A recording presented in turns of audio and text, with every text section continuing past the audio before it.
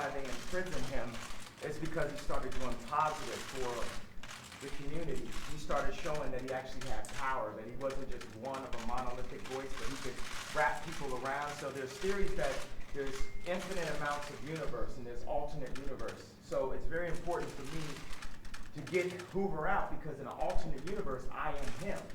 And I have to go and get him free, because he was doing positive inside of Chicago, just like how I'm moving back to Chicago. And it's not just about, getting on stage and being an entertainer and having a monolithic voice that's forced to be a specific party.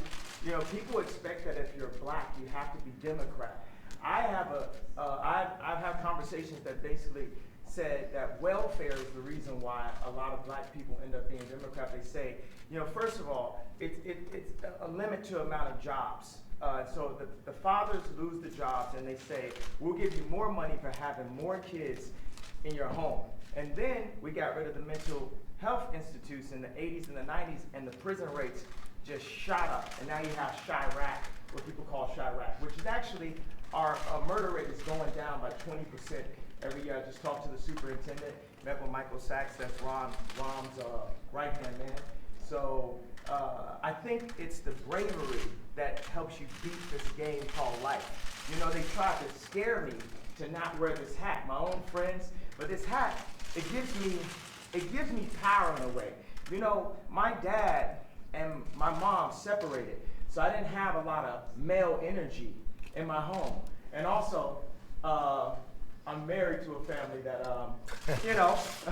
not a lot of male energy going on. It's beautiful, though.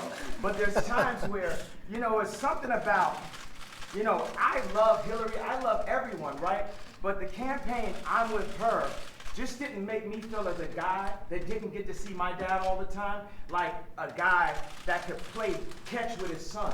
It was something about when I put this hat on, it made me feel like Superman. You made a Superman. That's my favorite superhero. And you made a Superman cape for me also, as a guy that looks up to you, looks up to Ralph Lauren, looks up to American industry guys. Non-political, no bullshit, put the beep on it, however you want to do it, 5 seconds delay, and just goes in and gets it done. Right now, you gave me the heart to go to Adidas, because at Adidas, when I went in 2015, we were a $14 billion company losing $2 billion a year. Now we have a $38 billion market cap. It's called the Yeezy effect. And I went to Casper. We had a meeting in Chicago. And I said, you have to bring manufacturing onshore, not even shore, into the core. It's not about the borders, the core of Adidas. And Chicago is the core of Middle America. We have to make Middle America strong. So I had the balls, because I had enough balls to put on this hat.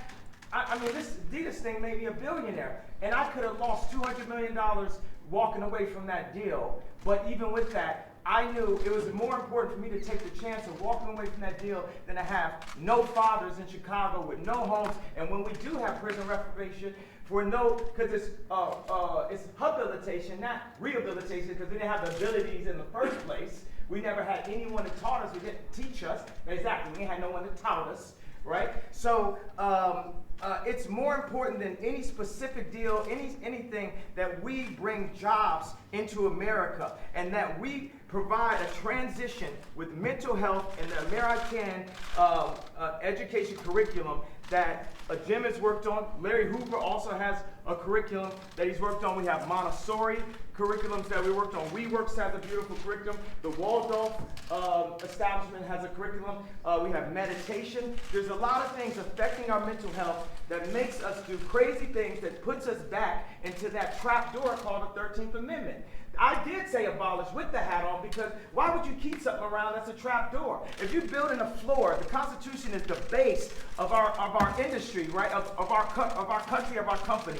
Would you build a trap door that if you mess up and you accidentally something happens, you fall and you end up next to the Unabomber?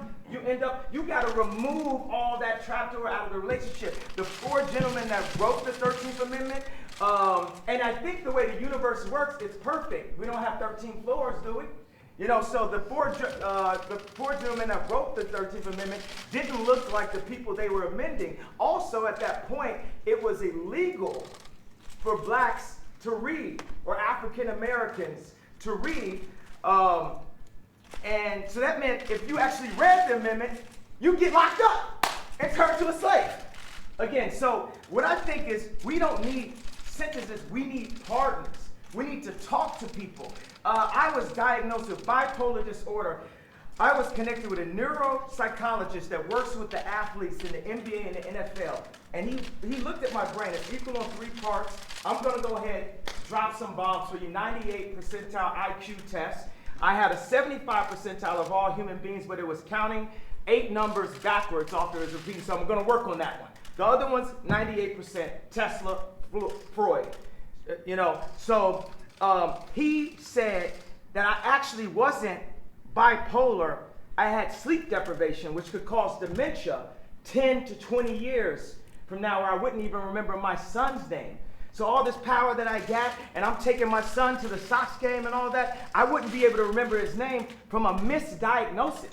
And what we need is we can empower the pharmaceuticals and make more money. That's one thing. I've never stepped into a situation where I didn't make people more money. So we can empower pharmaceuticals, we can empower our industries, we can empower our factories, we can bring not only Adidas on shore, we can bring Foxconn to set up a factory in, I think, Minnesota, 53,000. Wisconsin. Yeah, Wisconsin. They have 4,000 jobs, people making $53,000 a year. And one of the things we gotta set is Ford to have the highest design, the dopest cars, the most amazing. I don't really say dope, I don't say negative words and try to flip them. We just say positive, lovely, divine, universal words. So the flyest, freshest, most amazing car. And what we want to start with is, I brought a gift with me right here. This right here is the iPlane 1. It's a hydrogen-powered airplane, and this is what our president should be flying in. Look at this shirt. We'll get rid of Air Force One. Can we get rid of Air Force One? No? You don't like that? Well, we're going to have Apple, an American company, work on this plane with. But you know what I don't like about, it's not that I don't like, what I need Saturday Night Live to improve on, or what I need the liberals to improve on is, if he don't look good, we don't look good. This is our president. He has to be the freshest, the flyest planes, the best factories, and we have to make our core be empowered. We have to bring jobs into America because our best export is entertainment and ideas. But when we make everything in China and not in America, then we're cheating on our country. And we're putting people in positions to have to do illegal things to end up in the cheapest factory ever, the prison system. I'll tell you what, that was pretty impressive, folks. I hate to say this, Jim. Do you want to say something? What do you do after that? You don't mind if you are please, Jim, please. Right. Great, right? Isn't that a great statement? And it's so true. As a country, it's so true. Very impressed. I've never seen Jim Brown impressed before. He was impressed. That's true. That statement is amazing, huh? I want to tell you, it's great to have you guys with us. And we're going to go in, we're going to have some lunch. That was quite something. That was quite something. That was from the soul. Yeah, no. It's really very interesting. Yes, yeah, please. So you had said of President Bush that he doesn't care about black people. And you've heard some people say that about this president. How do you respond to that? What do you think of that? I think we need to care about all people. And I believe that when I went on to NBC, I was very emotional and I was programmed to think from a victimized mentality, a welfare mentality. I think that with blacks and African Americans, we really get caught up in the idea of racism over the idea of industry. We say if people don't have land, they settle for brands. We want Polo Sport and Obama again. We want a brand more than we want land because we haven't known how it feels to actually have our own land and have ownership of our own blocks. So when you don't have ownership, then it's all about how something looks. It's about the patina, it's not about the soil, it's not about the core. So we focus more on is somebody wearing something, is someone disrespecting me, so I gotta shoot them, or the idea of someone being racist. You know, we talk about police murders, which we definitely have to discuss, and we have to bring nobility to the police officers and make them, because police officers are just like us. But this is this whole hate building, right? And that's a major thing about racial tension. And we also, as black people, we have to take a responsibility for what we're doing. We kill each other more than police officers. And that's not saying that the police officer is not an issue, because they are in a position of power. But sometimes they're in placement of law enforcement. They need to be law power. It's force versus power. When you shouldn't have to force people to do that. So a lot of times a police officer is sitting there, they're being forced to do this and forced to do that block, and then they force somebody into something and force something. We have to release the love throughout the entire country and give opportunities. A lot of times it's just the overall lack of reparations that we, at any given point, we say, oh, this is racist, this is racist, this is racist, this is racist. So we don't have the reparations, but we have the 13th Amendment. We got to open up the whole conversation. So, and that's a move. One of the moves that I love that liberals tried to do, the liberal would try to control a black person through the concept of racism, because they know that we are very proud, emotional people. So when I said I like Trump to like someone that's liberal, they'll say, oh, but he's racist. You think racism can control me? Oh, that don't stop me. That's an invisible wall. Mr. West, what would you like? But you don't think Oh, your question. You had one question. We're going to go to another question. Okay. I answered your question. I don't answer questions in simple sound bites. You are tasting a fine wine. It has multiple notes to it. You better play 4D chess with me like it's Minority Report, because it ain't that simple. It's complex. Mr. West, what would you like?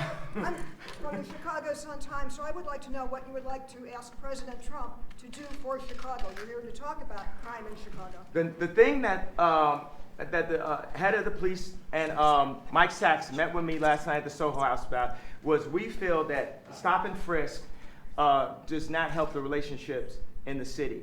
And everyone that knew I was coming here said, ask about stop and frisk. That's the number one thing that we're having this conversation about.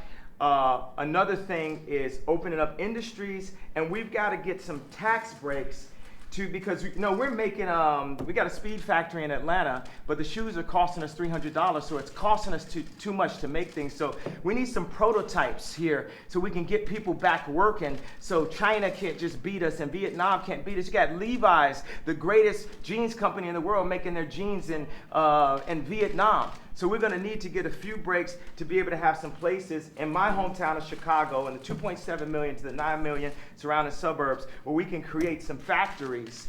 Now, I think it would be cool for them to be Trump factories, because he's a master of industry. He's a builder. And I think it would be cool to have Yeezy ideation centers, which would be a mix of education that empowers people and gives them modern information. Like, sometimes people say, this kid has ADD, this kid has ADD. He don't have ADD, school is boring. It was boring, it's not as exciting as this. We have to make it more exciting, we have to mix curriculums. You play basketball while you're doing math. You learn about music while you meditate in the morning. We have to instate mental health and art programs back into the city. So those are, and also, Larry Hoover is an example of a man that was turning his life around. And as soon as he tried to turn his life around, they hit him with 6 life sentences. So I believe you say don't tear down the statues. Larry Hoover is a living statue. He's a beacon for us that needs to see his family, that needs to go out and represent. When you have a block leader on every single block, they can own the block as their own. That's something I learned from Jim Brown, from A Mayor I Can. We need to put curriculums from people who really came from the streets, not people who are just trying to set us up to go into a work system or prison system that applies to what people are really going through, which Jim Brown has created. What about gun violence, with all the debate about the Second Amendment going on? The problem is illegal guns. Illegal guns is the problem, not legal guns. We have the right to bear arms. President Trump has said that he favors stop and frisk. Are you guys going to be discussing that? Do you think you can change his mind? Yeah, we're gonna discuss. I didn't mean to put you on blast that's like okay. that, bro. But it's definitely. I'm open-minded. I'm here. Mr. I am President, would you like him open-minded. to speak at one of your rallies? He can speak for me anytime he wants. He's been a great guy. He's a smart cookie, smart. He gets it. These two guys, Jim Brown, he's been doing this for a long time. Is this a future presidential candidate? Could very well be. Only after. Could very well be. That's good. I'm glad to hear that. We have a good, and the thing is, let's stop worrying about the future. All we really have is today. We just have today, over and over and over again, the eternal return, the hero's journey. And Trump is on his hero's journey right now. And he might not have expected to have a crazy motherfucker like Kanye West run up and support. But best believe, we are gonna make America great. Now the thing is, another thing is black people have an issue with the word again. And I believe my feeling from that is because I'm gonna go all the way Sigmund with it, because time is a myth. All we have is now, all we have is today. So the word again, it doesn't hurt us because of the idea of racism and slavery and different things. It hurts us because we need to focus on who we are now, today. I believe. So I actually brought some hats in that have a bit of a transition. I'm not trying to put you up there on the spot a little bit. I made a hat that says Make America Great. Just that. But I would love to see at the Super Bowl, Trump wearing the Make America Great hat, Colin wearing the Make America Great, and showing that we can bend a bit on this side, we can bend a bit on this side, and we can learn how to be malleable in the infinite universe that we are and the loving beings that we are. That we don't have to stick to all traditions. And we aren't a side. We are one unit. We are one country. We are one moment in history and time. We might have been here before, but right now, we're here together. And the greatest value that people have are other people. And we need to stop working on red and blue. It's like a gang again. Let me ask you this question. You're in the Oval Office. Okay. How does it feel to be in the Oval Office? Oh, it is good energy in this. Any good energy? Yeah. It's good energy. It's a great place. Jim, how do you feel? I feel good. Yeah. I truly feel good. I thank you too. You're so respected. And what Kanye's doing has been incredible. All over the world they're talking about this. And I have to tell you, I had important meetings today with senators and with everything. Nobody cared. They wanted this meeting. This is the meeting. Is that right? I can say that to John. No, the others were good, right? But this is what they want. Maybe only you would be here. Well, it's my honor, Jim. I want to tell you, I've been a fan of yours for a long time. Long time. Nobody like you. Nobody like you. No athlete like you. Well, you know why I'm here? I'm here to serve. Yeah, it's really nice, man. I'm not here to ask for anything. Well, I'm here to- and you know, that's always been the way Jim has been for a long time. And he just wanted to help, and it's something special. Jennifer, did you have a question? I guess, what do you feel about stop and frisk? Are you gonna? Well, we're gonna look at it. I'm open to everything. Hey, look, I think it's a shame what's happening in Chicago. What else can be done? I'm in Chicago a lot too. I have nice things in Chicago. You know that, right? And I hate to see what's happening. They're having the numbers of people being shot and killed, and it's not for this country. So they have to do something, and I am totally open. If we can do it a different way, Kanye, I'm totally open. But they have to do, I mean, we all agree they have to do something, that's Mr. for sure. President, is it a law enforcement issue, a legislation? Well, maybe it's a legislative combination issue? of both. Yeah, I guess it is, but I think it's probably a combination of both. And it's also a respect issue. They respect this guy, they respect this guy. That's a big thing. Right now, they're not respecting, let's say, your mayor or let's say your leadership in Chicago, but certainly it shouldn't be happening. What's going on there should not be happening. Steve, go ahead. What do you want this meeting to lead to in terms of President? Honestly, from our standpoint, this was just set up to be a lunch of two people that I like, and I guess they like me. And we're gonna have lunch, we're gonna talk. You said, I guess you know I love you. I know. Did I? But I don't want to put you in that spot. But No, I'm standing in that spot. I love this guy right here. Let me give this guy a hug right here.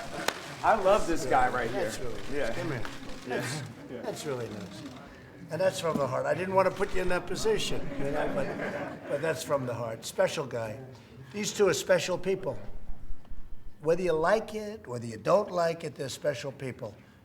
And I appreciate it. Jim, Kanye, I appreciate it. So let's go have some lunch. Okay? Thank you all very much. That was really let's go. Make your way out.